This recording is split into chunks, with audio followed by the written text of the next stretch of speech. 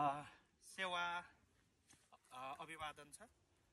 आज किराँतीहरूको महान चाड उधौलीको एउटा संहार पनि आज 13 गते हामी विधिसङ्गत अब 18 गते उधौली भव्य ढङ्गले किराँतीहरूले संसारभरि मान्छौँ र आज हामी सोताङमा विशेष कार्यक्रमको आयोजना पनि छ र म यही चाहिँ सन्दर्भमा यो ऐतिहासिक ठाउँ जो पोम्लालुङको निकै भन्दा पनि 100 मिटर तलतिर बसेर यो एउटा दृश्य अवलोकन गर्न चाहिँ अवसर मिलेको छ। म यतिका वर्ष भयो आउने अवसर भएको थिएन।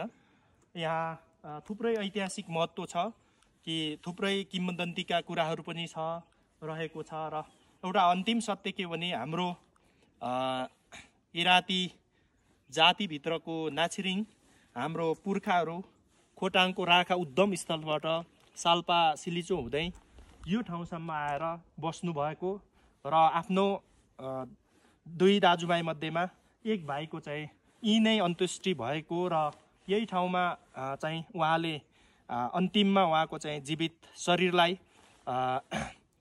पुर्ने, खास गरी किराँतीहरूले हामी मरिसकेपछि गाड्ने अर्थात् जमिन मुनि पुर्ने चलन छ। आफ्नो एउटा भाइलाई चाहिँ उहाँले पुडेर के बाचा गर्नु भएको रहेछ भने त्यो बेला यहाँको हाम्रो यो बस्तीहरू बनिसकेको थिएन, समाजहरू निर्माण भइसकेको थिएन।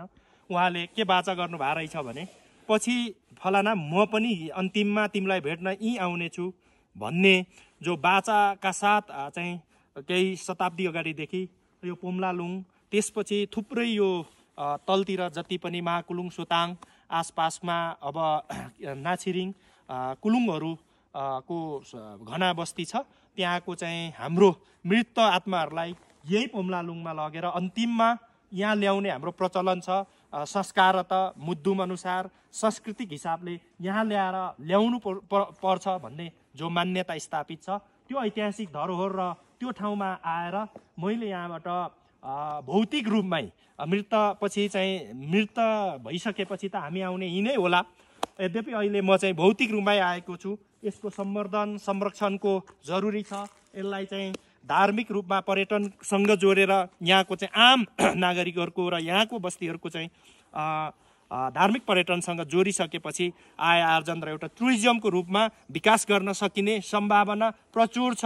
यहाँको चाहिँ स्थानीय साथीहरू लागिराख्नु भएको देखिन्छ।